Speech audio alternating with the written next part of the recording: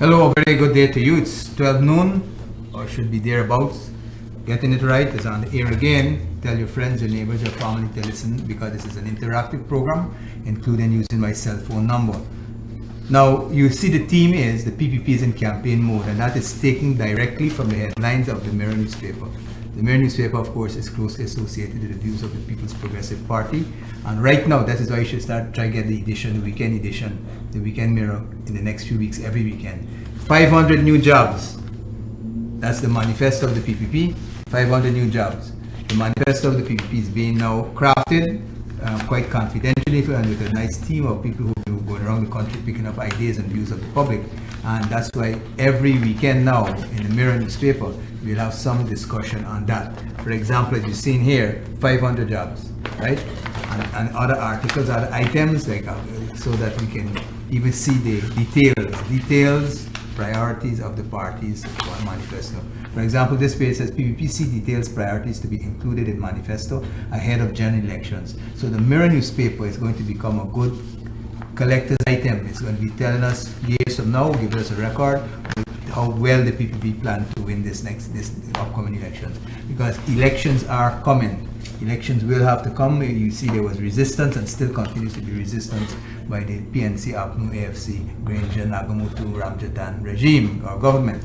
But they're coming. And to share today's views with me and you is none other than Dr. Stanley Anthony Vivian Paul.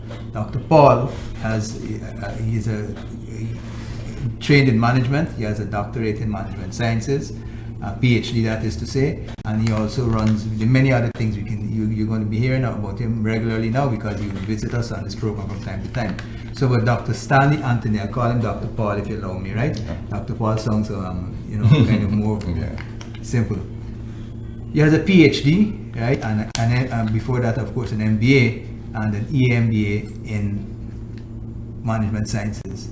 And at the same time, he operates several businesses, including a real estate agency. But that's another time.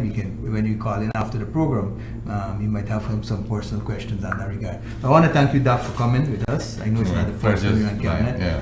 And what I'd like the people to know there is that you have been on the field with us in the border market walk, I think. Yeah. As a matter of fact, me and you started the walkabout in Sofia. Yeah. For 10 consecutive days, the two of us went there with our PPP flyer. This flyer, which is also going to be a very important document. From time to time, the operator will pull it up and you'll see the points. On the front page, we tell you what the PNC has done or not done, their transgressions, their criminality, their corruption, and their cronyism. On the back page, we tell you some of the things in a brief details that the party is going to bring in the manifesto. Hello, welcome to Getting It Right. Hello.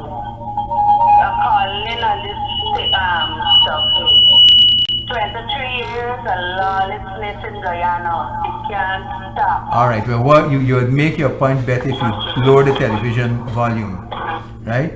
Okay. So she's made her point that under the PPP nothing happened, right? Okay. So you out there challenge it, and remember your flyer, your teaching sheet, right? We're saying here in the flyer that since the APNU AFC cabal, which basically the PNC has come to power. They have put forward 5 budgets and spent 1.3 trillion, borrowed this Guyana dollars, borrowed over $900 million US dollars, and increased taxes by approximately 88 billion per year. And just look at the amount of taxes now they have, but taxes are extended, right?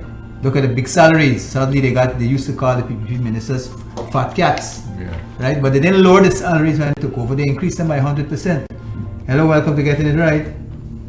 Hi, good morning. Morning, go right ahead. Go ahead. The problem is that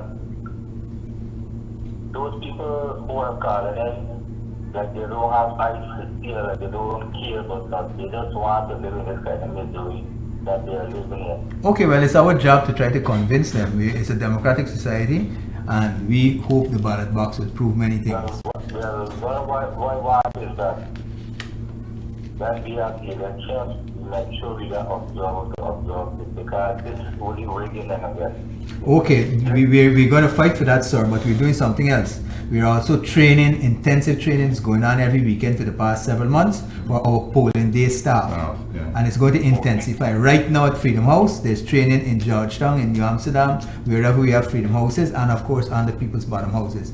So we're going to be having hopefully an army of persons who are not just looking on at the elections and the ballot box, local people, but people who are trained and know what is the copy. What to look for. So, as a matter of fact, you are going to be in the training too. Yes. So thanks to that, and we will definitely alert the international agencies. They are already alerted, especially with this unconstitutionality of the extended government days, in spite of the fact that the no confidence motion was passed. The present government, as we pointed out last week's program, is illegal, right? And then we are asking these things.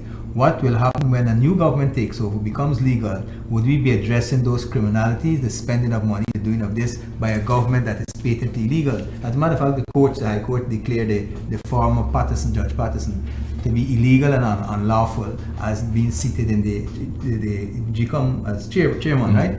Well, let's get back to Dr. Stanley Anthony Vivian Paul, Dr. Paul, right? You also, I think you have a school too. Yeah. You want to tell us quickly a bit of, I know you're not very talkative, but a quick bit about yourself so the public get to know who we have in business with? No, I have a PhD in management from G1G University, a top Indian university. I own and operate my own college in Critchlow Liberal College compound. That is triple accredited. Okay, triple accredited. Yeah, it's triple accredited. I enter real estate. I own some land, 1,000 house lots and thing, and I got a recreational facility at Sherry Street. Okay, but tell me something. The Critchlow Labour College, you're now working with Critchlow Labour No. I own my own thing. So you are renting space for your school. Precisely. I hope that is clear. So it's not the union, it's not the authorities, not the owners of Critchlow Labour College, but they're renting space. Yes. Like what the Ministry of Health used to do when I was minister, and we found that the nursing school in the street was too small. We started renting spaces. That was 5-6 years ago, and of course we were having night school too. And that place, when we visited, immediately I said that this is a good for school. It is well done by the owners, I think it's owned by the Trade Union Council, no? Yeah, TUC, right? Yeah. So they did a good job, and the ministry under my stewardship started to pay them a salary to have nursing school classes there when we were doing repairs and so on. And while the present college or nursing college in East Street is too small. Yeah, so, they still have a nursing school. I think they have about 6 classrooms now. At Critchlow. Yeah, dedicated for that. And it's so quiet there, quieted, and then transportation is easy. You just come out by the Lamar Street head, and you get minibus. And it's good to see that they're having night classes, nursing night classes, which I introduced. If you would recall, when we introduced the night classes for nursing, people were joking, laughing. You're training, you got to be adults to go to school at night. Yeah. But the nurses are happy because some of them are mothers, some of them are single parents. They can get to do things during the day, and then we're grateful for the opportunity. Any hour. Yes. So, and not only that, you can train during the day one batch or one set of class, and in the night another set. Right, so that and if you look at it, sometimes I'm driving down Main Street, and you see the young people, nurses, 5-10 in a group going home at around 10-11, and that you should note too that nurses work in the wards in the night for the rest of their lives. They're precarious. So why can't they study in the night too? But anyhow, we won that battle, but we got severe criticism from PNC activists and PNC parliamentarians, Acting AFC, like Norton himself was very skeptical, right? Now I notice he embraces it. And probably Valdo Lawrence, right? So they understand how good the PPP is, right? Okay, so let's get back to our discussion and let our guests. Now tell me, you've been active recently at the grassroots level with the party. I know you went around in Sofia, moved around. I went all over the country with the party, doing a lot of groundwork and so. By that you mean checking that people are properly registered and so on. Correct, yeah. Okay. And that is very important. Probably want to tell us a few minutes, a few seconds on that aspect of it. The work of checking with the community. It's a PPP thing. We're always there. Like in Sofia. What is interesting to note, based on the work that we have been doing, the outreaches and so, usually these African-dominated areas like Sofia and parts of Linden and so forth used to be associated with some hostility to the PPP supporters and activists and so forth. I want to report on TV that that has not been our experience. The people listen to what we have to say, and they support and they respect our right to go into the you are community. passing around the flyer, for example. Yeah. As a matter of fact, myself and you, we went initially in Sofia, right? Started the campaign there. And it's not that they're supporting the PPP. They would say we don't support you, but they respect our rights. Yes, exactly. yeah, they respect our rights to come in the community, and they welcome that initiative. Exactly. It's better to talk than not to talk. Hello. Okay, we missed that call. Sorry, I want to apologize to that caller, but I had Dr. Paul on the ball. So could you call back then? Okay, so they're massive campaign by the PPP. It's here again. Hello, welcome to Getting It Right. Good afternoon. Go right ahead. When will this illegal government take care of government that took the office? That's election early. Thank you. Okay. Well, that definitely sounds like a fed-up gentleman. He's fed up with what's going on. A lot of persons fed up. Welcome to Getting It Right. Good day, you're on to Getting It Right. So yeah, I hear you all talking about some of the CFCA relation government, but when Champion was at home, I wish you You're trying to make a good point, right? But you're not coming through clearly. Could you lower the television and speak more into the phone? Okay, because when Champion was at home, right, the show workers used to protest, disappear themselves and so on, right? As a matter of fact, there was one incident only. I was a minister in government, and that is when some elements among the workers became violent. Okay, and the police there were trained. So that's that is not desirable.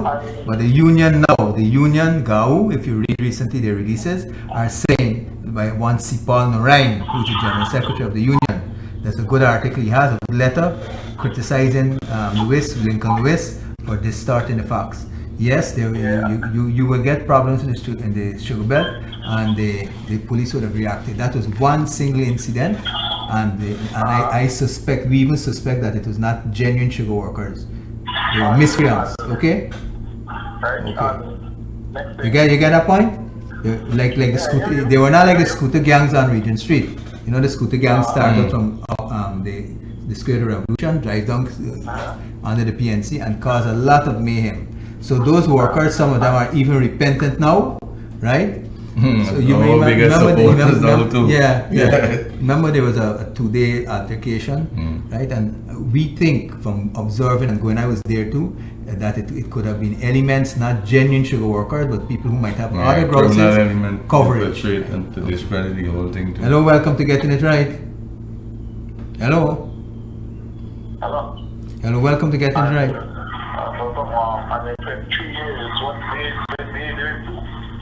Lower your television next time and we'll get you better, right? Otherwise the operator will cut you off, right? Okay, so this gentleman is speaking about the 23 years. Yeah. The 23 years came after a certain period, right? For example, we've left now. So the PPP do 20 years with the sugar workers. At least the PPP didn't have them unemployed. The PPP appreciate the right to be employed. As a matter of fact, we expanded some of the companies. The Skeldon Sugar Factory, for example, which has not realized its full potential, it had some problems. That will be contributing to the grid, the electricity grid, right? Things right. I think Giftland is trying to do that too. Giftland, they produce power in excess of what. Well, unsuccessfully so. The guy is frustrated with this administration. Mr. B. Pat says just lip service. Yeah, that's why in Skeldon's case, they were born in the bagasse after you crush the cane. They were born in that to create energy, steam, and steam create electricity, and that was being pumped into the system. I suspect the PPP needed to have a more aggressive propaganda campaign, PR, because all of these things, Skeldon was not only producing sugar, the sweet thing, it was producing hopefully ethanol, which could be used in a mix to power cars, and at the same time, it was born in the bagasse to produce electricity, which would come into the grid, and that was a big project. And incidentally, I think there's a pasture there for cows that gets way down in the backlands.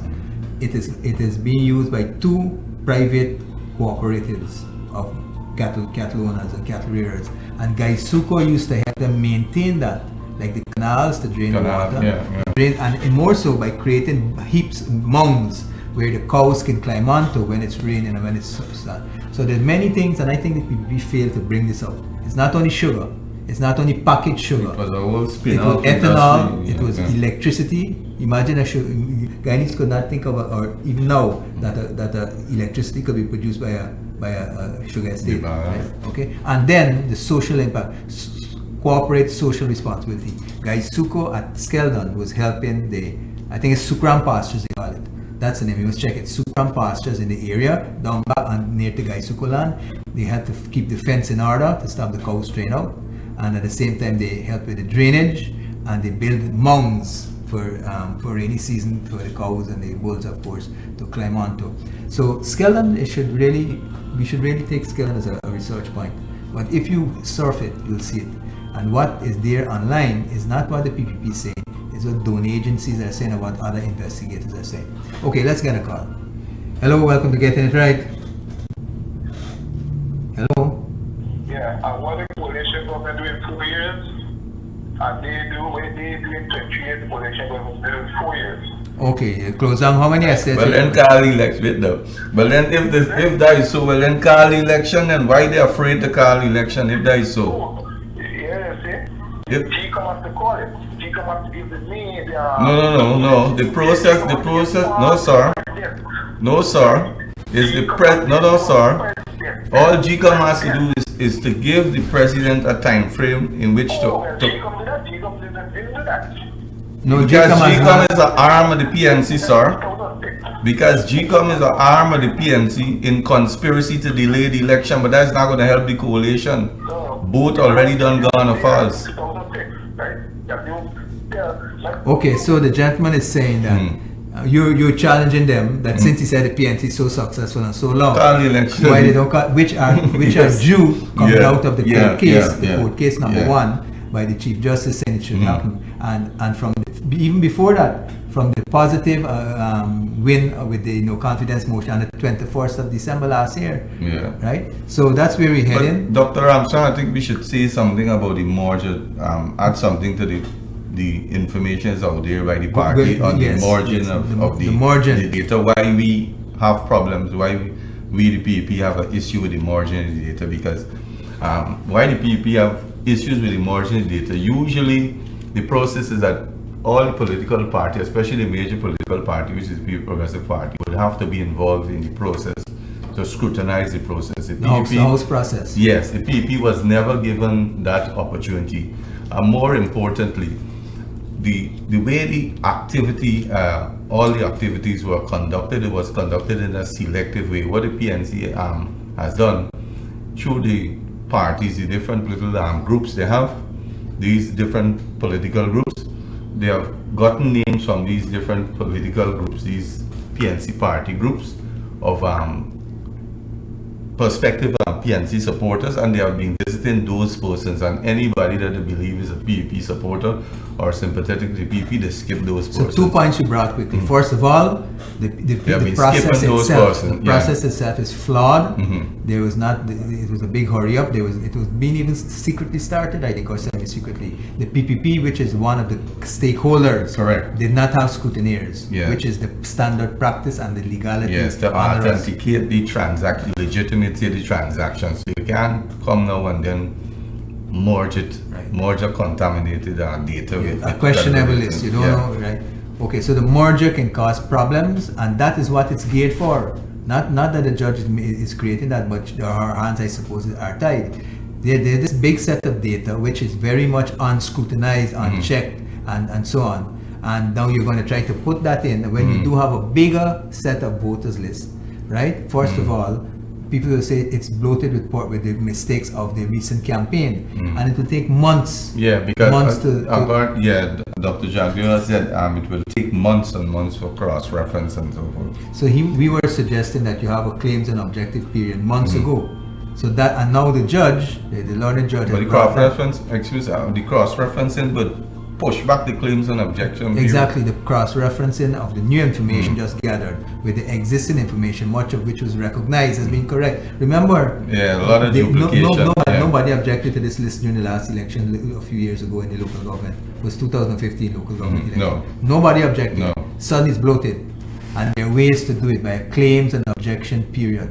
As a matter of fact, we should have subtitled this program to PPP is in campaign mode, demands the claims and objection. Yeah, but the claims and objection has always been the mode of sanitizing the list, because we meaning Ghana has moved away from the house registration and replace it with the continuous registration. For those who don't understand, is that they have this database, the National Registrar database, and the continuous registration is an opportunity GCOM uses to sanitize the list, where a person who becomes eligible would go on the list, and persons who died and so would come off of the list.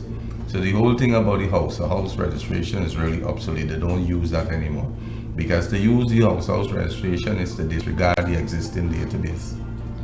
Okay, let's take another call quickly. Just reinventing the wheel. Thank you for that. But they know that we understand they're making a square wheel. Yeah. So when you get a square wheel, you got to spend more time making it back. Yeah. Reinvent the wheel unnecessarily. Hello, welcome to Getting It Right. Hello. Yeah. Speak up. You say right. We didn't get you. I think you need to gather your thoughts and then speak clearly. You're not too clear. I say, this government never showed the rig. I could rig here in the back.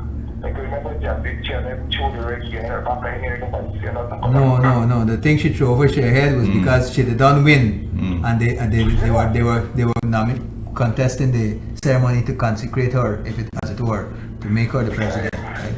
But more importantly, I think as Guyanese, we shouldn't even squander we time looking at the tit. As Guyanese looking at tit for tat. We shouldn't even waste the time with it. The international observers were there, and they endorsed that. The international community recognized Janet Jagan as a president. And incidentally, although her presidency was short, there's so many, for example, Tiger Bay, she made it an instruction.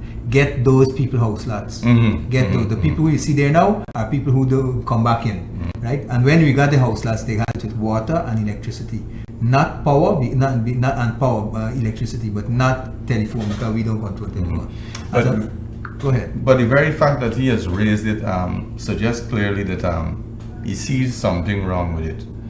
So if he sees something wrong with it, why advance it to justify what this government is doing? If something is wrong with it, then certainly something is wrong with it now. So we as Guyanese shouldn't waste our time. And I was there at State House in Carmichael Street when she did that, right? And that was presented to her, challenging her they wanted to stop the process, which had already been completed. Vic Prasad was the protocol officer. There's a whole set of people there. The process had been already completed. In other words, that paper was totally useless. It was a mischievous move. It want to stop a process that was already completed. A process that was completed. She had already been sworn in one process where only the officials were there, and then she repeated that publicly. And I was there.